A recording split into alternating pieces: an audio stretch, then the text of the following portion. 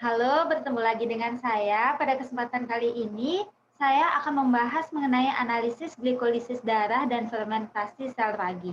Nah, sebelumnya izinkan saya memperkenalkan diri terlebih dahulu. Saya Gustia Iko Mantri Darmaulan Dewi, NIM 18130810007, dari jurusan Kimia, Fakultas Matematika dan Ilmu Pengetahuan Alam, Universitas Pendidikan Ganesha. Nah, di sini saya akan membahas 15 soal mengenai analisis glikolisis darah dan fermentasi sel ragi. Dimulai dari pembahasan nomor 1, pada percobaan ini memiliki tujuan untuk mengamati proses glikolisis di dalam sel ragi dan sel merah dan mengamati pengaruh inhibitor seperti fluorida dan arsena terhadap proses glikolisis. Nah, apa yang dimaksud dengan proses glikolisis? Apa perbedaan glikolisis pada sel ragi dengan yang terjadi pada sel darah manusia? Nah, adapun perbedaannya dapat dilihat dari hasil akhirnya, di mana glikolisis pada sel ragi ialah hasil akhirnya ialah etanol dan CO2, sedangkan pada sel darah manusia hasil akhirnya yaitu asam laktat. Next, pada pembahasan nomor 2, glikolisis merupakan metabolisme. Jelaskan pembagian metabolisme ditinjau dari substrat makromolekul dalam tubuh manusia.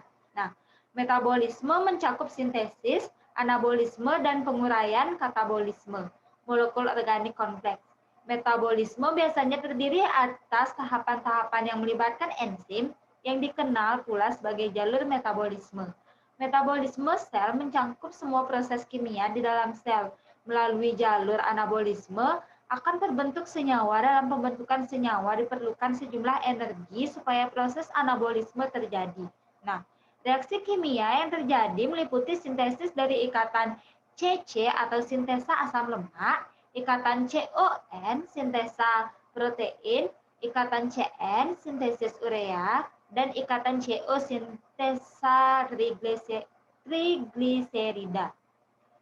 Unsur kimia dan senyawa digunakan untuk membentuk senyawa baru yang lebih besar. Sebaliknya, melalui jalur katabolisme akan terjadi penguraian senyawa menjadi komponen yang lebih kecil. Misalnya, katabolisme glukosa akan terurai menjadi karbon dioksida atau CO2 dan air H2O. Di dalam proses katabolisme, sejumlah energi dilepaskan sebagian dipakai oleh sel dan sisanya hilang sebagai panas. Next, ke pembahasan nomor 3. Pada eksperimen metabolisme ini dilakukan pengamatan terhadap proses glikolisis yang terjadi di dalam sel ragi yang terjadi di dalam sel darah merah. Pada manusia dan hewan, hasil akhir proses glikolisis ada anaerob ialah asam laktat. Sedangkan pada sel ragi, hasil akhirnya yaitu etanol dan CO2. Jelaskan glikolisis glukosa sampai terbentuknya asam laktat. Nah, pada tahap pertama, glukosa dikonversi menjadi fruktosa 1,6 bifosfat melalui reaksi fosforilasi, isomerasi, dan fosforilasi kedua. Dua molekul ATP dipakai per molekul glukosa pada reaksi-reaksi ini. Nah, pada tahap kedua, fruktosa 1,6 difosfat ini dipecah oleh aldolase membentuk dihidroksiaseton fosfat dan di glycerildehida 3 fosfat yang dengan mudah mengalami interkonvensi. Nah, glyceridadehida 3 fosfat ini kemudian mengalami oksidasi dan fosforilasi membentuk 1,3 bisfosfogliserat, suatu asetil fosfat dengan potensi transfer pada tahap akhir glikolisis, fosfonil pirufat saat zat antara kedua dengan potensi transfer yang tinggi dibentuk melalui pergeseran fosforil dan dehidrasi. Nah, kemudian ATP, mohon maaf, Nah, kemudian ATP lainnya dihasilkan sewaktu fosfinol pirufat ini dikonversi menjadi pirufat. Terdapat keuntungan bersih 2 molekul ATP pada pembentukan 2 molekul pirufat dari 1 molekul glukosa. Nah, akseptor elektron pada oksidasi gliseraldehida 3 fosfat ialah NAD+ yang harus dihasilkan kembali agar glikolisis dapat dihasilkan kembali agar glikolisis dapat berlangsung terus. Pada organisme aerob, NADH yang terbentuk pada glikolisis mentransfer elektronnya ke O2 melalui rantai transport elektron, dengan demikian menghasilkan kembali NAD+. Pada keadaan aerob, NAD+ ini dihasilkan kembali melalui reduksi pirufat menjadi laktat. Next, ke pembahasan nomor 4. Tentukan jumlah energi dalam bentuk ATP pada proses pemecahan gula sampai terbentuknya fermentasi alkohol pada sel ragi. Nah, adapun fermentasi alkohol diawali dengan proses glikolisis yang terjadi pemecahan suatu molekul glukosa menjadi 2 molekul asam pirufat. Nah, pada proses glikolisis ini dihasilkan 2 ATP dan 2 NADH. Next, pada pembahasan nomor 5. Pada glikolisis, sel ragi dilakukan penetapan kadar glukosa melalui cara Folin-Wu dan otolidin, serta dilakukan penetapan kadar etanol. Jelaskan perbedaan metode tersebut.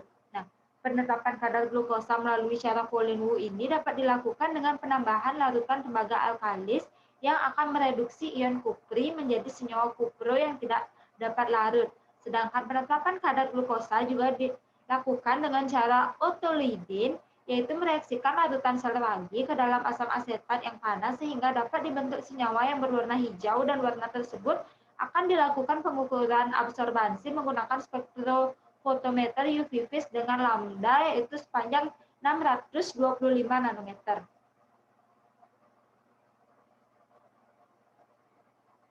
Next, ke pembahasan nomor 6. Jelaskan cara perhitungan penentuan kadar etanol yang dihasilkan dari reaksi glikolisis sel ragi. Adapun perhitungan penetapan kadar etanol yang dihasilkan dari reaksi glikolisis sel ragi ini dapat dihitung dengan menggunakan persamaan sebagai berikut, di mana kadar etanol sama dengan AB min AU per AS min AU dikali 0,5 dikali 0,5 per 100 dikali 100 per 0,5 dikali 100 per 0,5 gram desiliter.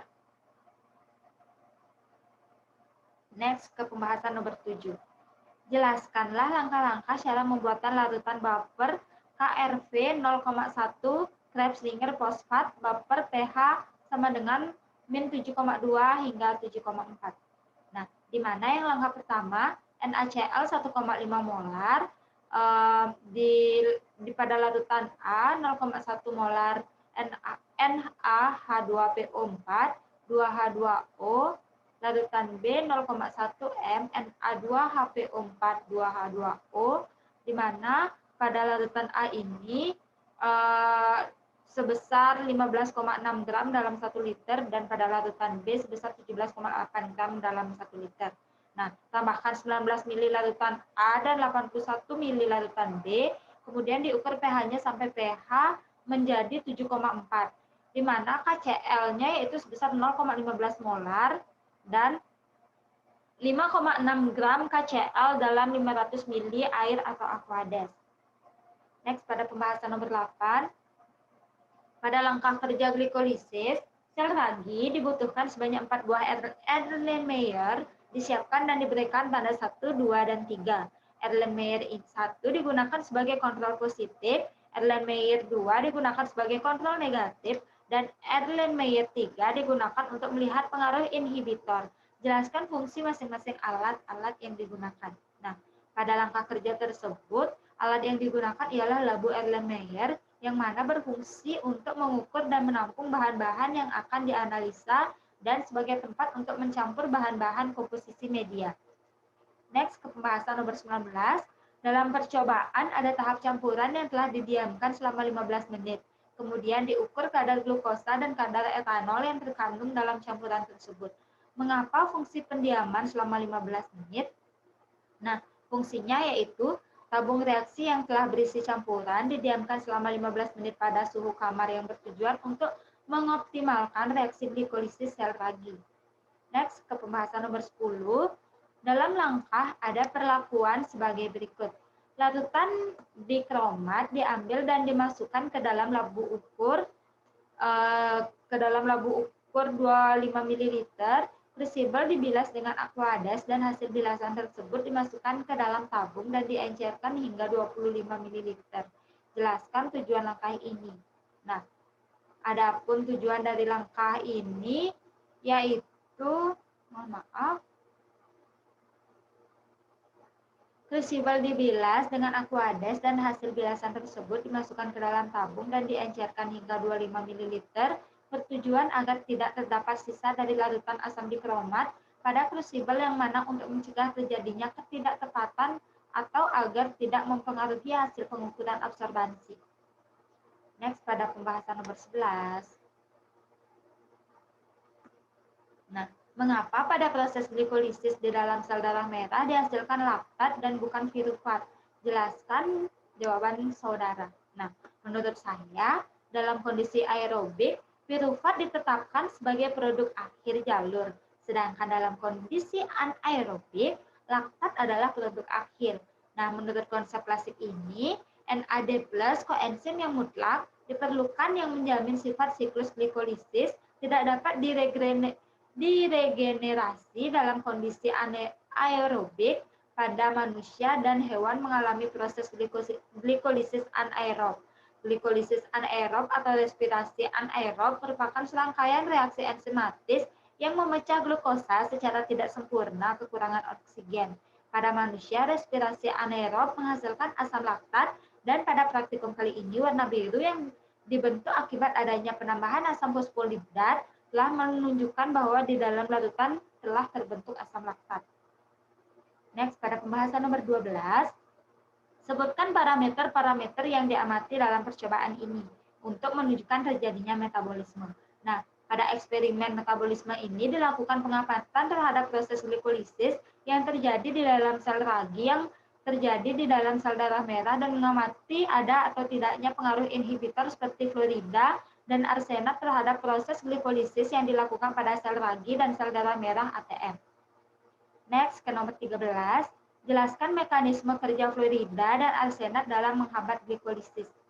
Nah, fluorida dalam arsenat bertindak sebagai inhibitor yang mana penambahan inhibitor ini digunakan untuk menunjukkan pengaruh adanya inhibitor dalam proses glikolisis sel ragi yang nantinya akan bereaksi seperti substrat yang menyerang sisi aktif enzim dalam sel ragi. Next, ke pembahasan nomor 14. Sebutkan langkah-langkah percobaan glikolisis dalam sel ragi dan dalam sel darah. Nah, pada glikolisis sel ragi ini, sebanyak 4 buah Erlenmeyer disiapkan dan diberikan tanda 1, 2, dan 3. Erlenmeyer 1 digunakan sebagai kontrol positif, Erlenmeyer 2 digunakan sebagai kontrol negatif, dan Erlenmeyer 3 digunakan untuk melihat pengaruh inhibitor. Pada Erlenmeyer 1 dimasukkan suspensi ragi roti sebanyak 14 ml dan larutan glukosa 2% sebanyak 2 ml. Erlenmeyer 2 dimasukkan 14 ml suspensi ragi roti yang telah dididihkan dan larutan glukosa 2% sebanyak 2 ml. Yang ketiga, dimasukkan suspensi ragi roti sebanyak 13,5 ml, larutan fluorida sebanyak 0,5 ml, dan 2 ml larutan glukosa 2%. Erlenmeyer yang telah diisikan campuran dibolak-balikan sebanyak 3 kali dan didiamkan selama 15 menit dalam suhu kamar. Campuran yang telah didiamkan selama 15 menit ini kemudian diukur kadar glukosa dan kadar etanol yang terkandung dalam campuran tersebut. Kemudian, pada prosedur kerja glikolisis sel darah merah, di mana sebanyak 4 tabung reaksi disiapkan dan diberi tanda tabung 1, 2, 3, dan 4. Dalam hal ini, tabung 1 digunakan sebagai kontrol positif, tabung 2 sebagai kontrol negatif, tabung 3 sebagai pengaruh inhibitor fluorida, dan tabung 4 sebagai pengaruh inhibitor arsenat. Pada tabung 1 dimasukkan sel darah merah 50% sebanyak 0,5 ml, dapar KRP pH 7,4 sebanyak 7 ml, tabung 2 dimasukkan sel darah merah 50% sebanyak 0,5 ml, dapar KRP pH 7,4 sebanyak 7 ml yang telah dididihkan selama 5 menit. Pada tabung ketiga dimasukkan sel darah merah 50% sebanyak 0,5 ml, dapar KRP pH 7,4 sebanyak 6,5 ml, dan pada tabung 4 dimasukkan sel darah merah 50% sebanyak 0,5 ml, dan dapar KRP pH 7,4 sebanyak 6,5 ml. Setelah bercampur didiamkan hingga terbentuk suspensi. Setelah terbentuk suspensi, tabung 3 ditambahkan sebanyak 0,5 ml larutan fluorida tabung 4 ditambahkan larutan arsenat 0,5 ml, dan keempat tabung reaksi ditambahkan dengan 1 ml larutan glukosa 0,5%. Campurannya terbentuk, dikeram dan dalam penanggas air selama 30 menit, dan dilakukan pengujian kadar glukosa pada keempat tabung dengan menggunakan metode Folin-Wu yang sebelumnya filtrat yang dihasilkan dibebaskan dari protein. Filtrat yang bebas dari protein dapat dibuat dengan Aquades yang dimasukkan ke dalam labu Erlenmeyer dan ditambahkan suspensi sel darah merah dan labu digoyangkan secara perlahan. Kemudian, campuran ditambahkan dengan larutan Na tungstar 10% dan H2SO4 2/3N secara perlahan dengan labu yang digoyangkan secara perlahan. Labu Erlenmeyer ditutup dan didiamkan selama 10 menit sehingga larutan berwarna coklat. Larutan disaring dan filtrat yang dihasilkan ditampung untuk dilakukan pengujian kadar glukosa dengan cara Folin-Wu. Next, ke pembahasan yang terakhir, pembahasan nomor 15. Jelaskan perbedaan antara glikolisis yang terjadi di dalam sel ragi dan dalam hal produk yang terbentuk dan enzim yang berperan. Pada sel ragi ada dua bentuk glikolisis, yaitu aerob dan anaerob. Pada aerob membentuk wirupat yang dioksidasi menjadi CO2 dan H2O. Sedangkan pada anaerob, karbohidrat seperti glukosa dan sukrosa akan diuraikan enzim dalam ragi menjadi alkohol dan CO2 sebagai produk akhir. Enzim yang digunakan yaitu enzim simase yang berasal dari mikroba Saccharomyces cerevisiae. Baik, sekian yang dapat saya sampaikan. Jika ada salah kata yang saya sengaja ataupun tidak sengaja, mohon dimaafkan. Saya tutup dengan selamat siang. Terima kasih.